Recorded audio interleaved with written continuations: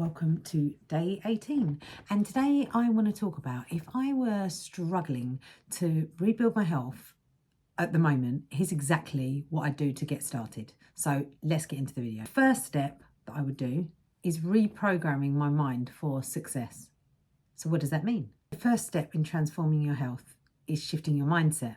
So as I have done, I would use hypnotherapy to reprogram limiting beliefs on what is actually possible. So visualizing a healthier version of myself, affirming that I deserve to feel good too, depending on where your mindset is at currently, and also where the beliefs that you have around your health and your general well-being have come from in the first place. So just sort of visualizing exactly where you want to be and just rewiring those subconscious thoughts that could be holding me back, and they were. Once you've done that, it makes the process feel more natural and kind of effortless. So as I've said before, taking control of your emotions and your mental health can just help with your physical health as well. So that's the first step that I would take, is getting to the root cause of what any emotional issues and any beliefs that I've got in the first place. That is exactly where I'd start, and that is where I did start as well. So number 2, simplify your eating habits. Now, as I've tried to show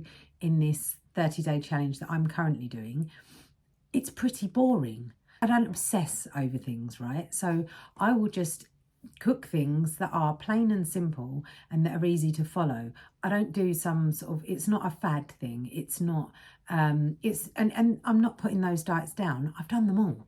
There's no diet that I haven't done. But all I'm saying is it's not the obsessing over it, and also knowing what works for your body.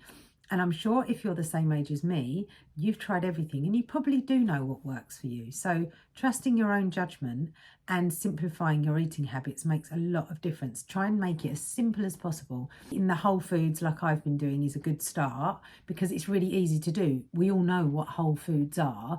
They're not processed foods. So anything that's sort of grown, your vegetables, meat, and also I know that people sort of say there's quality of meat that you can go to. That's taking it to a whole new level. But if you want to just keep it simple, then just instead of obsessing over diets, just focus on what nourishes your body and what is nutritious to you. And you could be, you could be vegan, you could be vegetarian, you could be strictly carnivore. You know what works for you, and it's really just sort of keeping it simple. And that really helps as well if you're starting to rebuild your health.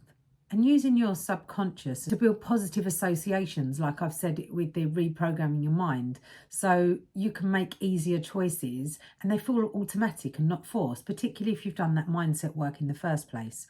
So the key really is to simplify things when it comes to what you're putting into your body. Using foods that fuel you rather than overwhelming you, rather than all these different recipes that you've got to make and lots of ingredients that you've got to buy in. It doesn't need to be that difficult, and it doesn't need to be that time consuming either. So that's number 2 for simplifying my eating habits that I would do if I was starting again. Number 3 is move with intention. So exercise doesn't have to be grueling to be effective. And I was talking to my Pilates instructor today about this and saying the exact same thing, is that do what would, just if you've got your diet, if you've got your mental health dialed in, if you've got your diet dialed in, which is what I've mentioned previously, then just the pure fact of you not laying around all day, just getting out in nature and going for a walk, or doing something you enjoy. I enjoy Pilates. I used to throw loads of weights around and jump on things and think that I was getting fit that way. It didn't work for me anymore. I didn't enjoy it. So I didn't do it as much, and I didn't feel as great about things because I was beating myself up over not doing that kind of exercise until I found Pilates, which is something I absolutely love. Doesn't mean you're going to love it. Find something you enjoy doing, even if it's taking your dog for a walk, like I've said many times, or even it could be yoga, dancing around your living room.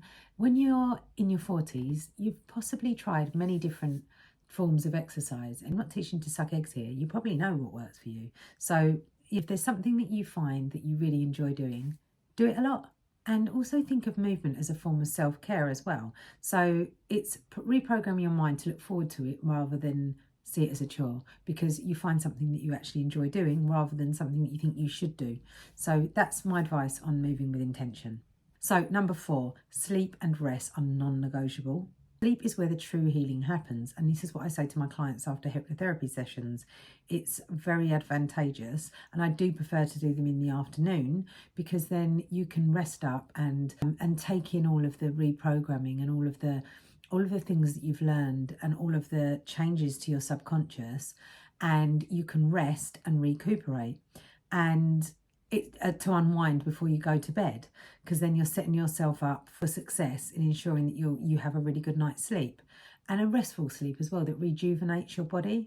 Visualization and meditation before you rest or while you're sleeping. If you find it difficult, I sometimes find it difficult to go to sleep, so I will put on either something I've made, or things that you can find on YouTube, or any kind of sort of guided meditation, or just something that, or whatever it is, it can be white noise that helps you quieten your mind and train your body to embrace the rest fully as well. And this leads to the better energy and focus during the next day. So that is really, really important. That's number 4 on the things that I do if I was starting again.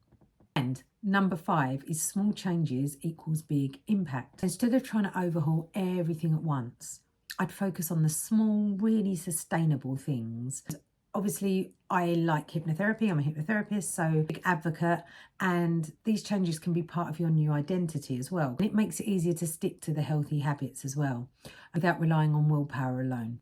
So whether it's sort of drinking more water, simple thing to do, or adding more vegetables to your meals, little shifts compound over time, leading to the bigger results. So those are the 5 things that I feel would really help me feel like I was taking back control and building a really healthy lifestyle. So I really hope that's helped. Looking forward to seeing you tomorrow. If there's any questions, please let me know. Thank you.